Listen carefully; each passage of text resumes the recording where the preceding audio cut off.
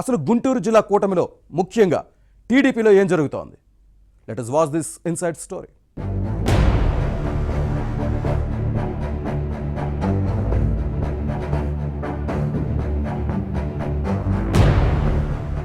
ఏపీలో ఇప్పుడు మిర్చి రైతుల కష్టాలపై రాజకీయ దుమారం రేగుతోంది. ధర పతనం పొలిటికల్ గా ఘాటెక్కిస్తోంది. అధికార విపక్షాల పరస్పర విమర్శలు మరింత మంట పుట్టిస్తున్నాయి.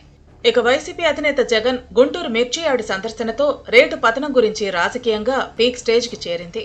ఈ అంశంపై జగన్ మాటలు మంటలు రేపాయి.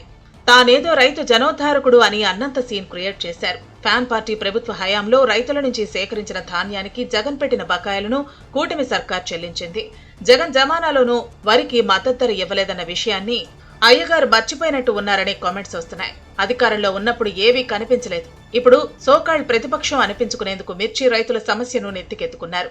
అసలే మంటుటెండ, ఆపై మిర్చి ఘాటు నశాలానికి అంటినట్టు ఉంది. దీంతో రేట్లు పతనమయ్యాయంటూ పూనకం వచ్చినట్టు కూటమి ప్రభుత్వాన్ని టార్గెట్ చేశారు. గత సీజన్ వరకు క్వింటాలు 21,000కు పైగా పలికిందని, ఇప్పుడు పట్టుమని 10,000 కూడా ఇవ్వటం లేదని తన సహజ ధోరణిలో హావభావాలతో ఆగ్రహావేశాలు వ్యక్తం చేశారు.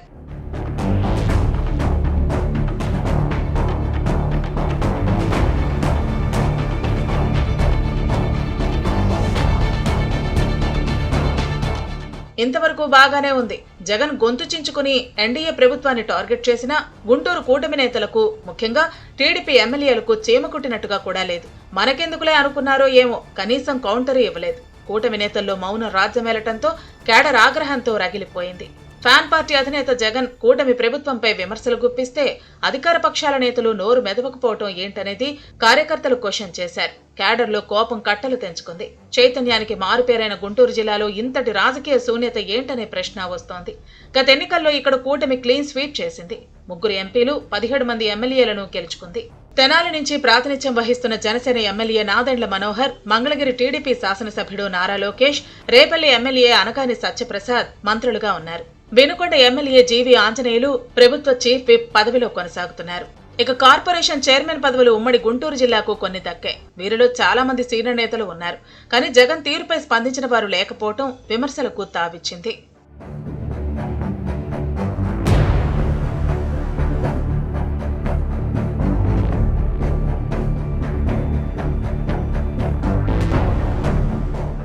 జగన్ విమర్శలను తిప్పికొట్టడం కాదు కదా, కనీసం ఖండించిన నాయకులు లేరు. ఇతర జిల్లాలకు చెందిన సోమిరెడ్డి చంద్రమోహన్ రెడ్డి, మంత్రులు అచ్చెన్నాయుడు, కొల్లు రవీంద్ర, డోలా బాల వీరాంజనేయులు వంటి వారు వైసీపీ అధినేత విమర్శలను తిప్పికొట్టినా గుంటూరు జిల్లా నేతలు రియాక్ట్ అవ్వకపోవడం విమర్శలకు తావిస్తోంది. ఘనమైన రాజకీయ చరిత్ర ఉన్న ఉమ్మడి గుంటూరు జిల్లాలో ఇంతటి రాజకీయ నిశ్శబ్దానికి కారణం ఏంటని కేడర్లో చర్చ జరుగుతోంది. జిల్లాలోని ఇతర ప్రాంతాల నేతల విషయాన్ని పక్కన పెడితే Guntur east, west, Prathipadu TDP ఎమ్మెల్యేలకు ఏమైందనే ప్రశ్న వస్తోంది. మిర్చి యార్డు గుంటూరు ఈస్ట్ అసెంబ్లీ స్థానం పరిధిలోకి వస్తుంది.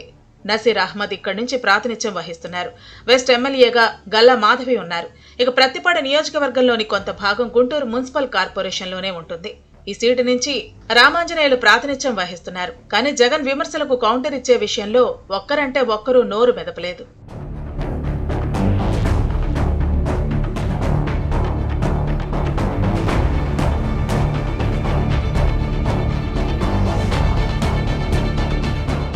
ఉమ్మడి గుంటూరు జిల్లాలోని 17 మంది ఎమ్మెల్యేల్లో పొన్నూరు శాసనసభ్యుడు ధూళిపాళ్ల నరేంద్ర మాత్రం ఫ్యాన్ పార్టీ అధినేత విమర్శలపై స్పందించిన విషయాన్ని గుర్తుపెట్టుకోవాలి.